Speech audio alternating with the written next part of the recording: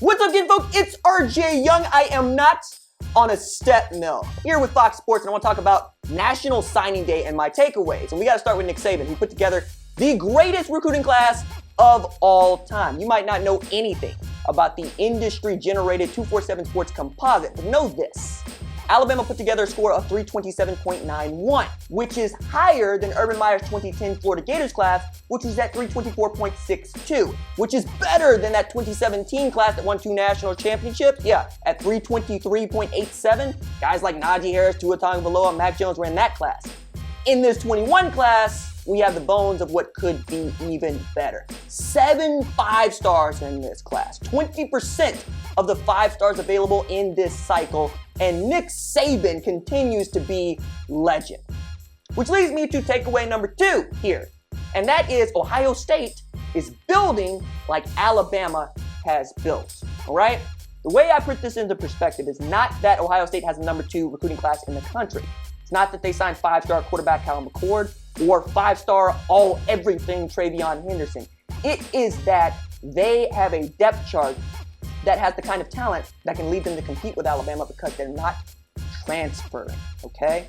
Alabama had 4 guys this cycle go into the transfer portal at a time when it felt like everybody had half their team go into the transfer portal because they are trusting their coaches and the process. They're trusting that at Ohio State, they're going to win national championships and they're going to get drafted early in the NFL draft. And the only way to do that is to keep all that talent inside. So if you're worried about Marvin Harrison Jr. and Emeka Egbuka getting lost in the depth chart along with guys like G. Scott and Julian Fleming and Jackson Smith and Jigba as Garrett Wilson, Chris Olave, and Jamison Williams continue to lead that wide receiver depth chart, don't be.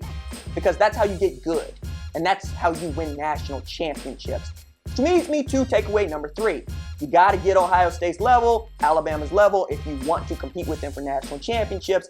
That is what Clay Helton has done, all right? For the folks that thought that Clay Helton was dead, he pulled the number 1 player in the country in Corey Foreman. He got a cherry on top and do everything outside linebacker and 4-star Rajon Davis. And he added Jackson Dart, the Max Pep Player of the Year, to a quarterback haul that already included Miller Moss. They went from being ranked 64th in the country in 2020 and dead last in the Pac-12 in recruiting to number 8 and number 2 in this cycle. Dante Williams doing a fantastic job. Marshall Sherrington doing a fantastic job.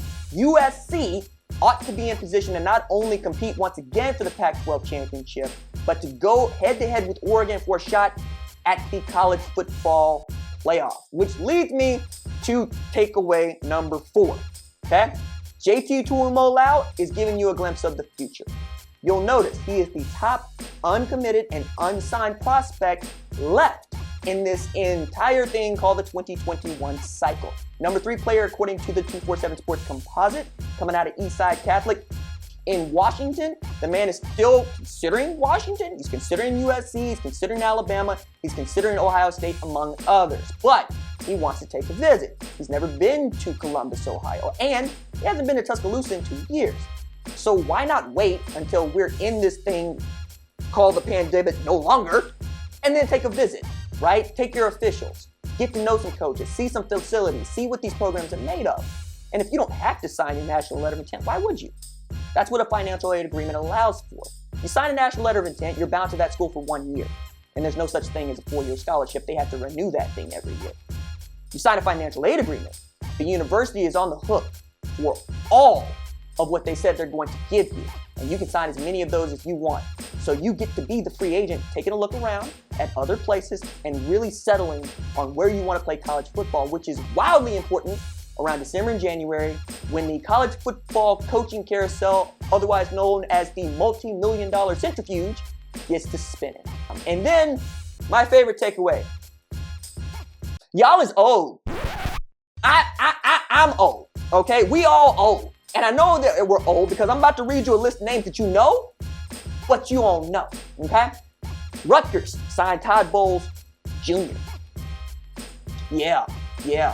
Tampa Bay's defensive coordinator going to coach in a little thing called Super Bowl. Yeah, his kid's going to Rutgers.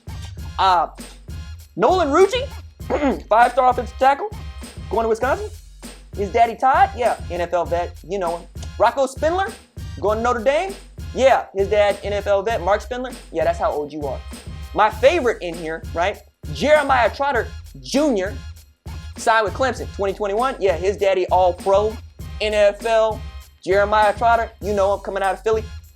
Another, and I'm sure the one that many people will be like, yo, for real? Marvin Harrison Jr. Yeah, he going to Ohio State, play a little wide receiver. Owen Ostrowski, Jerry Ostrowski's kid. He's going to his dad's alma mater, where his dad was a 91 TU All-American, and he was a small school All-American according to Max Preps. Shout out to the man that is 6'3", 245, runs like a deer, which means that Owen Ostrowski is bigger than Steve Rogers was on the Super Serum. That's 6'3", 245, because many of y'all comic book nerds will know that Steve Rogers, 6'2", 240. What if I told you your kid was 19 and could do that? That's Owen Ostrowski. Those are the things you need to know, and those are my biggest takeaways from this National Signing Day.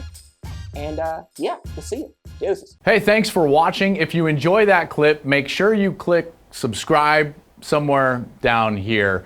From game highlights to exclusive interviews and rankings, we've got everything you need as a college football fan right here, College Football on Fox.